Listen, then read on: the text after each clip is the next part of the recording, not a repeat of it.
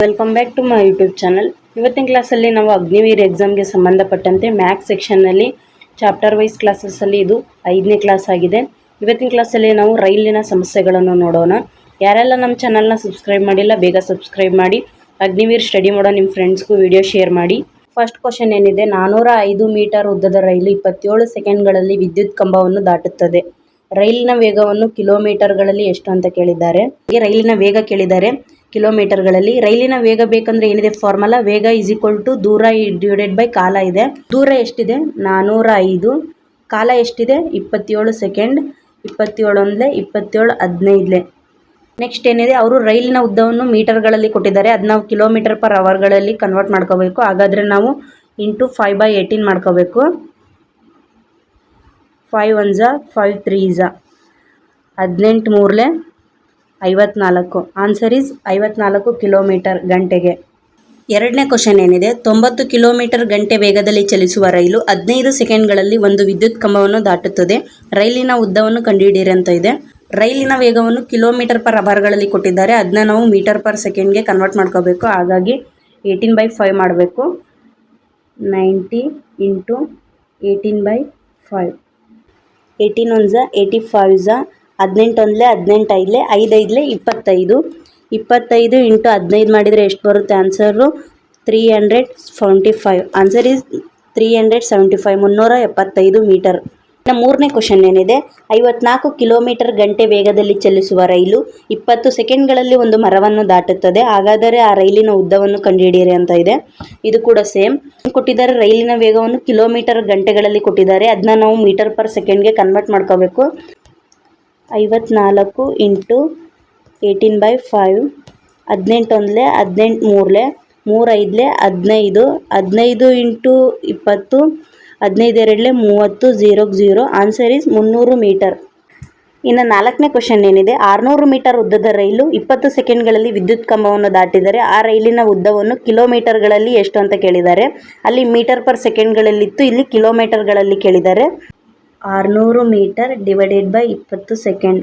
0 cancel. 2 ಒಂದ್ಲೆ 2 3 0 into ಇದನ್ನು kilometre per ಅವರ್ಗಳಲ್ಲಿ ಕೇಳಿದ್ದಾರೆ ಅಂದರೆ 5/18 ಮಾಡಬೇಕು. 5/18. 5 ಒಂದ್ಲೆ 5 6 18 108. Answer is 108 kilometre. ಐದನೇ ಕ್ವಶನ್ ಏನಿದೆ, 250 ಮೀಟರ್ ಉದ್ದದ ರೈಲು ಗಂಟೆಗೆ 90 ಕಿಲೋಮೀಟರ್ ವೇಗದಲ್ಲಿ ಚಲಿಸುತ್ತದೆ ಮತ್ತು 30 ಸೆಕೆಂಡ್ಗಳಲ್ಲಿ ಒಂದು ಸೇತುವೆಯನ್ನು ದಾಟುತ್ತದೆ. ಹಾಗಾದರೆ ಆ ಸೇತುವೆಯ ಉದ್ದವನ್ನು ಮೀಟರ್ಗಳಲ್ಲಿ ಎಷ್ಟು ಅಂತ ಕೇಳಿದ್ದಾರೆ. ರೈಲಿನ ವೇಗವನ್ನು ಕಿಲೋಮೀಟರ್ ಪರ್ ಅವರ್ಗಳಲ್ಲಿ ಕೊಟ್ಟಿದ್ದಾರೆ, ಹಾಗಾಗಿ ನಾವು ಮೀಟರ್ ಪರ್ ಸೆಕೆಂಡ್ಗಳಲ್ಲಿ ಮಾಡ್ಕೋಬೇಕು. 90 ಇಂಟು 18/5.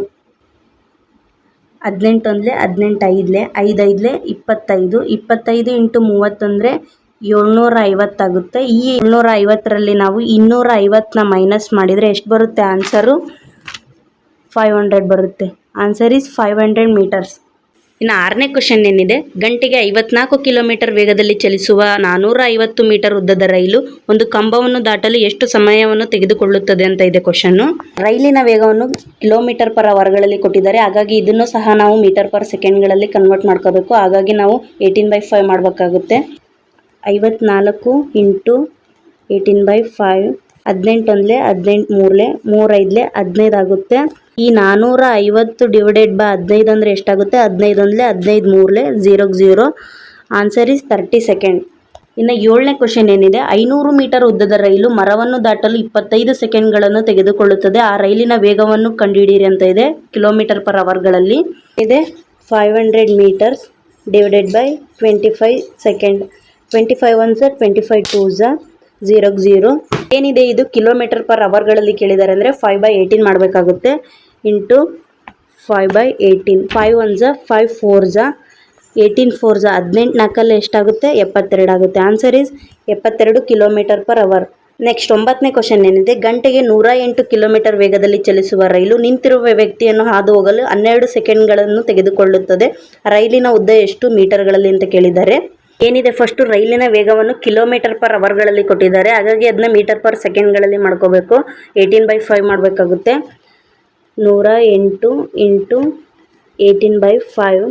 18 ಒಂದ್ಲೆ 18 6 6 5 30 ಇಂಟು 12 ಸೆಕೆಂಡ್. 12 ಮೂಲೆ 36 0 0 ಆನ್ಸರ್ ಇಸ್ 360 360 ಮೀಟರ್. ಇನ್ನು 10ನೇ ಕ್ವಶನ್ ಏನಿದೆ, ಗಂಟೆಗೆ 126 ಕಿಲೋಮೀಟರ್ ವೇಗದಲ್ಲಿ ಚಲಿಸುವ ರೈಲು ನಿಂತಿರುವ ವ್ಯಕ್ತಿಯನ್ನು ಹಾದು ಹೋಗಲು 5 ಸೆಕೆಂಡ್ ತೆಗೆದುಕೊಳ್ಳುತ್ತದೆ. ಆ ರೈಲಿನ ಉದ್ದ ಎಷ್ಟು ಅಂತ ಕೇಳಿದ್ದಾರೆ. ರೈಲಿನ ವೇಗವನ್ನು ಇಲ್ಲಿ ಕೂಡ ಕಿಲೋಮೀಟರ್ ಪರ್ ಅವರ್ಗಳಲ್ಲಿ ಕೊಟ್ಟಿದ್ದಾರೆ, ಹಾಗಾಗಿ ಮೀಟರ್ ಪರ್ ಸೆಕೆಂಡ್ಗಳಲ್ಲಿ ಮಾಡ್ಕೋಬೇಕು. 126 ಇಂಟು 18/5, 18 ಒಂದಲೇ 18 ಏಳಲೆ 7 ಐದಲೆ 35 ಇಂಟು 5, 35 ಐದಲೆ 175. Answer is 175 metre. ಹೀಗೆ ಇವತ್ತಿನ ಕ್ಲಾಸ್ ಕಂಪ್ಲೀಟ್ ಆಯಿತು. ಯಾರೆಲ್ಲ ಕೊನೆವರೆಗೂ ವಿಡಿಯೋ ನೋಡಿದ್ದೀರಾ ಥ್ಯಾಂಕ್ಸ್ ಫಾರ್ ವಾಚಿಂಗ್. ಇನ್ನು ಯಾರೆಲ್ಲ ನಮ್ಮ ಚಾನಲ್ನ ಸಬ್ಸ್ಕ್ರೈಬ್ ಮಾಡಿಲ್ಲ ಬೇಗ ಸಬ್ಸ್ಕ್ರೈಬ್ ಮಾಡಿ. ಇನ್ನು ನೆಕ್ಸ್ಟ್ ದಿನಗಳಲ್ಲಿ ನಮ್ಮ ಚಾನಲಲ್ಲಿ ಅಗ್ನಿವೀರ್ ಎಕ್ಸಾಮ್ ಕನ್ನಡದಲ್ಲಿ ಇರೋದ್ರಿಂದ ಎಲ್ಲ ಕ್ಲಾಸಸ್ ಇನ್ನೂ ಕನ್ನಡದಲ್ಲಿ ಅಪ್ಲೋಡ್ ಆಗುತ್ತೆ. ಮತ್ತೆ ಸಿಗೋಣ ನೆಕ್ಸ್ಟ್ ವಿಡಿಯೋದಲ್ಲಿ.